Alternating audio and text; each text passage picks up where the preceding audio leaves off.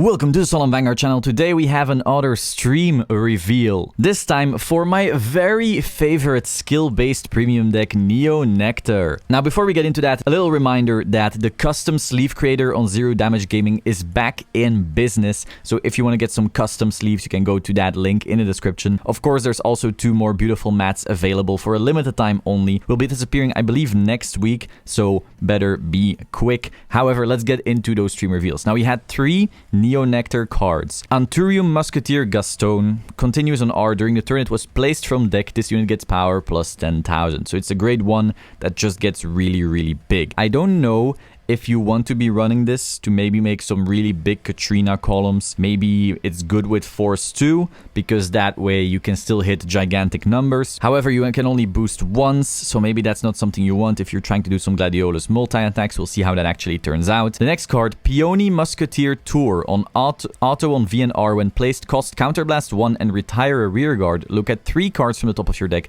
Call 2 cards with Musketeer in their card names or any 1 card from among them to R, and put the rest on the bottom of your deck in any order. Now this is not plant-based support, so this is kind of going back to the old Musketeer playstyle, which is pretty cool. It retiring a rear guard is handy, I guess, with plants, because those are just free creations, but you will have to put quite some Musketeers in this deck to reliably hit 2 every time. Now you can also take 1 non-Musketeer, but obviously you want to be plussing, so 2 Musketeer names is ideal. I'm not quite sure how well this card will mesh with the current aggro plant token Unga Bunga premium deck. We'll see how that turns out when people actually start testing and we see more cards as well. However, this next card I would say is an inclusion, and that is Peony Musketeer Martina. Act on V once per turn, cost Soul Blast 1 and retire a rearguard. Look at 5 cards from the top of your deck, call 1 card from among them to R and shuffle your deck. Now this is not a skill why I think this could be an inclusion. The second one is continues on R. During the turn it was placed from the deck. This unit gets power plus 5k and a critical. Now this obviously doesn't replace Maiden of Trailing Rose. However, Tomato is kind of on the chopping block. I do understand that Tomato has some use in creating extra plant tokens, maybe getting some draws when you have to call him because you have too many grade 3s in hand. However, is it really as good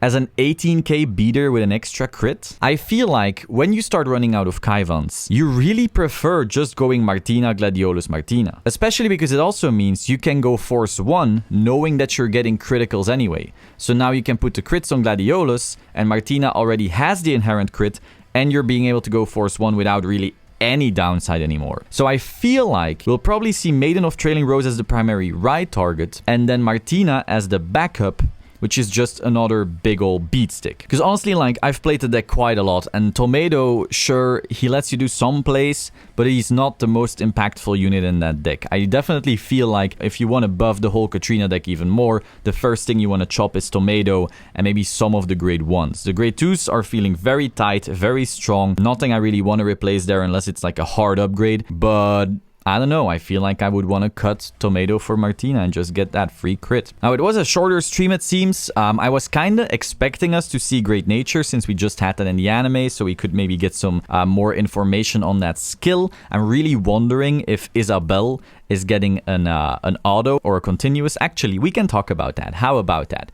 So we'll talk about our beautiful new VR, which is Isabelle. So when it is placed, you mill something from the top of your deck, and I believe it's a Soul Blast cost, and then it gets 15k power when it's a normal unit, and you can add it to your hand if it's a trigger unit. So that part of a skill, okay, that just sounds like a shittier version of Leopold. However, the second part is that every single mill skill triggers no matter what you mill. So basically, Binoculus Tiger, you get both the retire and the 5k to your front row and the draw. Monoculus Tiger, your opponent can no longer call Sentinels and has to call triggers. Isabelle, her own skill, you get to add it to hand, and she gets the 15k power. So this suddenly makes all of these cards that already exist way better, but also makes other mill cards that we may be getting even more bonkers. Now, the big question is that second part of the skill auto when placed, or is it continuous? Because when it's auto on placed, that makes it amazing for premium. But when it's continuous, it's garbage for premium. Because if it is continuous and you stride over it, you lose the skill. And since your opponent has to be at grade 3, seemingly, to get that full skill, or maybe it's a grade 3 in Soul, we don't know that yet, but it's probably when your opponent is at grade 3, that makes it so you can't actually just ride into it and still have it before striding. So whenever you're able to stride, you have access to this skill. So if it's continuous, you stride over it, you lose it, and the skill does absolutely nothing. If it's continuous, I don't see this card replacing Leopold. However, if it's auto on place, it gets worse in standard, because suddenly you need to re-ride every turn to keep it going. But Jesus Christ, it gets insane in premium. Because there is this cool card called Mana Garmer in the premium collection. And when it came out, I thought it was a really good card. Some people talked shit on it. It turned out to be a pretty good card because Great Nature is topping, and it fixes so many issues that aren't very apparent when you don't play the deck. But it's a really good stride, and it would get really insane now, because what it says is you mill 4, yes, deck out Palooza, and then if it's a normal unit, you give plus 10k to one of your units, and if it's a trigger unit, you get an extra drive. Now this is somewhat balanced, because usually you will only see 1 or 2 triggers, so you will have 4 or 5 drive checks, and you will get like 1 to 3k power on your board, which is good. It's not a bad skill, but it's, you know, it's pretty fair. If Isabel says for the rest of the turn, both skills trigger every time, you're now looking at a Mana Garmer that put 40k on the board, whether that's divided between units or all on a talented Rhinos that's going to be restanding with Crayon Tiger, and you have 7 drive checks. That is bonkers. Now, I don't know if it is game breaking, honestly, because it doesn't really solve the particular issues Great Nature has right now, but it does obviously make them way stronger. Now, they still have to win the grade 2 game somehow, because one viable strategy Great Nature has right now is you play the grade 2 game a little, and then suddenly you ride Leopold, and it's pretty lethal.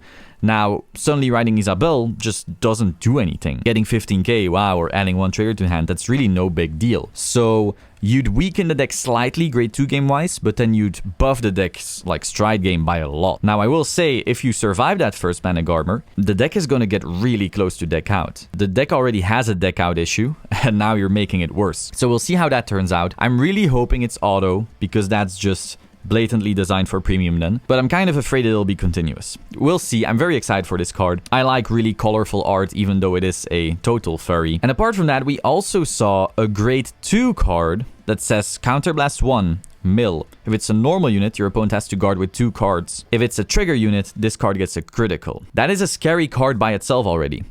But what standard doesn't have is cards that force restands. So in premium, this thing will pay the counterblast cost once because it looks like it's an act. And then every time it restands with Crayon Tiger or other cards like that, it will keep that skill. So that is really scary. Not only do we have Rhino for really scary restand swings on that first Mana Garmer with 7 drive checks and loads of power, we also have this. Now, of course, this again relies on it being auto. If it's continuous, all of this is pretty much pointless in premium as far as we can tell, but still pretty hyped to be a Great Nature fan right now. That is all for today. Hope you found this interesting. If you did, please subscribe to the Solemn Vanguard channel, click button to stay up to date. As I said before, this custom sleeve creator is up on the site again. It was closed because of all the demand of use, so thank you so much for that, but now it's back. And of course, the mats are still available for 1 more week. I will see you soon. Ciao.